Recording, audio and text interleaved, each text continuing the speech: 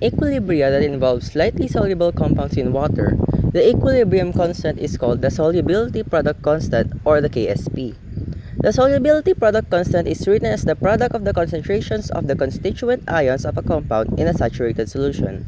In writing KSP, we can follow this general expression. For compound MyXZ, the KSP is written as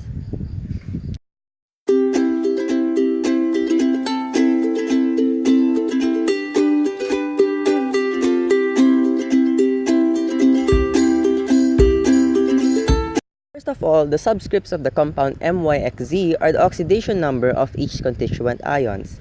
For ion M, the charge is Z+, while for X, the charge is Y-. We can conclude that the charges are the subscripts switched over. The coefficients of the constituent ions are also the subscripts of the compound. Remember to raise the concentration of each ion in the expression to the power of its coefficient in the balanced chemical equation.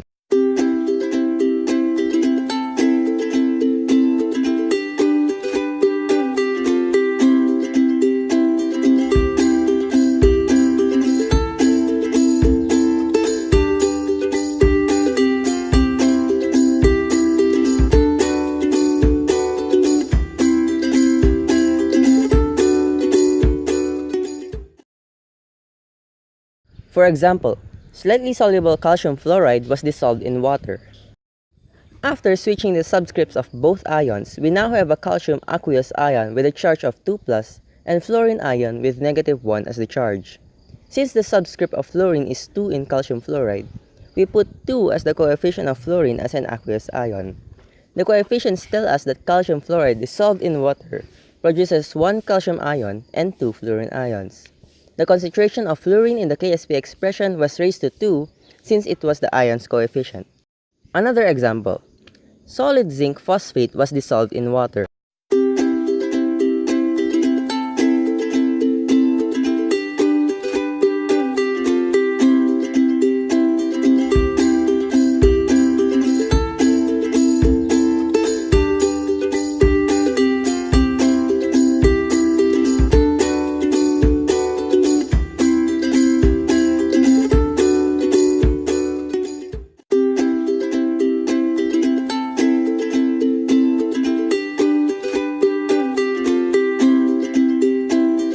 Another way to express the solubility of a compound is 2-molar solubility, the number of moles that dissolve to give 1 liter of saturated solution. We have 1 liter of saturated barium sulfate solution that contains 0.0025 grams of dissolved barium sulfate.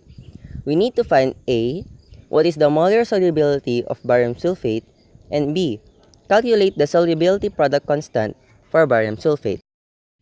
For A, we write the KSP expression for the dissolution of barium sulfate in water.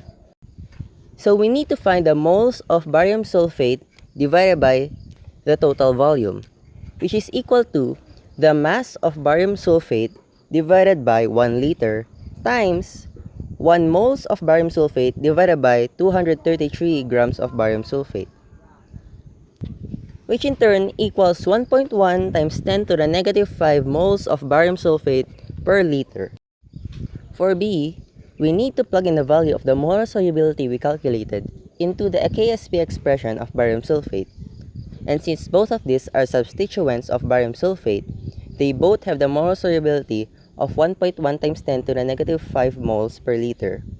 So we calculate it by 1.1 times 10 to the -5 squared, which is equals to 1.2 times 10 to the -10. We have another problem. We need to calculate the molar solubilities and concentrations of the constituent ions for zinc hydroxide, which has a KSP of 4.5 times 10 to the -17. So we have this S. We let S be equal to the molar solubility, which equals to S times moles per liter, which becomes S times molality and 2S times molality. Remember that the KSP is equal to the concentration of zinc 2+, and the concentration of hydroxide squared, which turns S times 2S squared, which is given 4.5 times 10 to the -17. We then calculate each substituent. the concentration of zinc 2 plus is equals to 2.2 times 10 to the negative 6 molality, while hydroxide is equals to 4.4 times 10 to the negative 6 molality. Note that moles per liter is also equal to molality, which is the unit for every concentration. Here are the shortcuts for computing the molar solubility. We have this general formula AX/BY. This in turn becomes XA y plus YB X negative. The general formula of this KSP is the concentration of A to the Y plus to the X and the concentration of B to the X minus to the Y. However, different values for X and Y may result in different molar solubilities. So I got all that? Good. Let's proceed to the common ion effect. The common ion effect is a special case of Le Chatelier's principle. We need to calculate for the molar solubility of silver sulfate in 0.12 molality potassium sulfate. Note, the KSP expression that we should write should be that of the compound which is insoluble, in this case silver sulfate. Soluble compounds such as potassium sulfate don't have KSP. After writing the balanced chemical equation for both compounds, we cancel all spectator ions. Note that in the presence of a common ion, the molar solubility is lower.